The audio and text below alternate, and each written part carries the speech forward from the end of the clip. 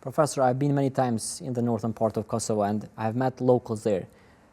Some say that Kurti did not keep his promise to make internal dialogue with them. Why Kurti did not make this kind of dialogue as he promised?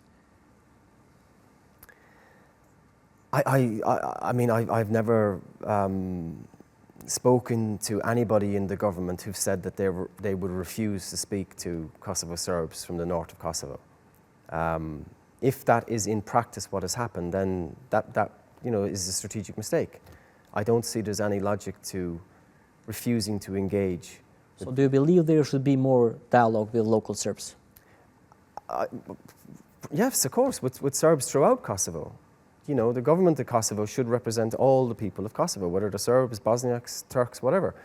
And certainly, the engagement with the Serbian community should be one of the things that the government of Kosovo does prioritize. But again, this fixation with the Kosovo Serbs has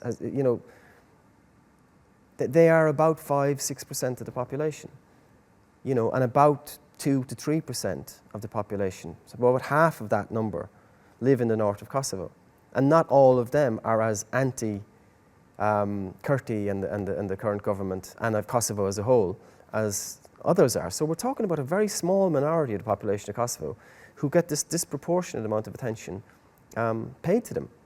Now, in my view, if you're a Kosovo Serb and you want to live in North Mitrovica, and you don't want to recognize Kosovo, and you want to fly a Serbian flag outside your house, you should be allowed to do it. That's fine, you can do that. And I think the government of Kosovo would accept your right to do that as well. But you don't have the right to engage in any kind of military attacks against the police or the Kosovo government officials or anything like that. And likewise, because you don't support Kosovo's right to exist, have the right to create some new judicial legalistic mechanism that will enable you to extricate yourself from Kosovo's internal sovereignty.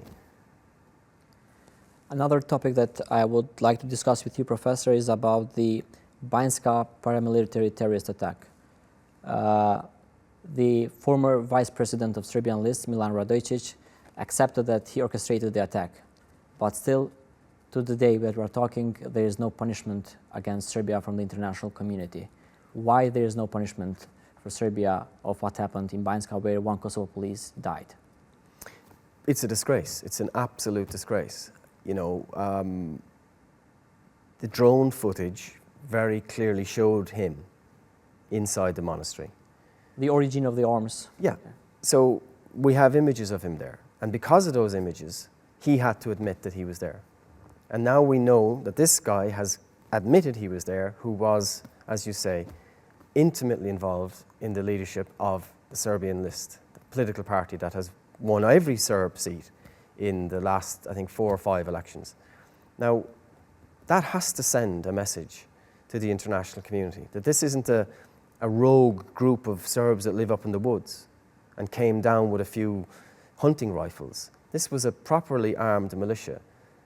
The Kosovo Serbs are very resourceful people, but they didn't grow those arms themselves. They clearly imported them from Serbia.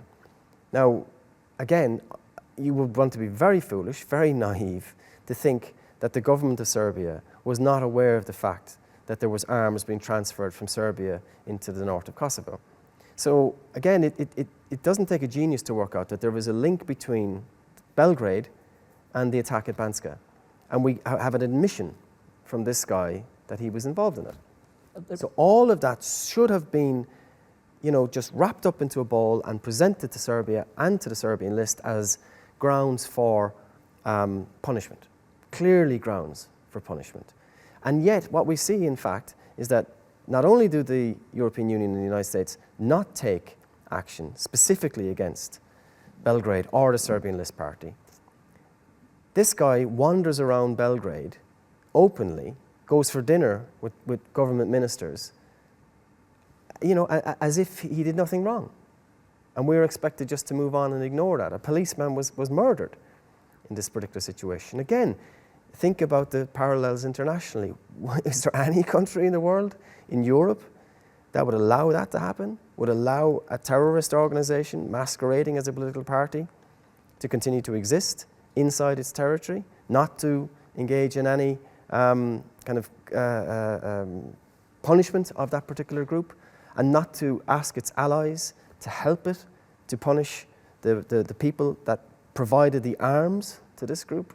You know, it's an extraordinary situation. It's yet further, it brings further shame on the European Union and the United States, and it's more evidence of that problem that I spoke about before, of the appeasement of Serbia that's been taking place since Vučić was elected in 2012.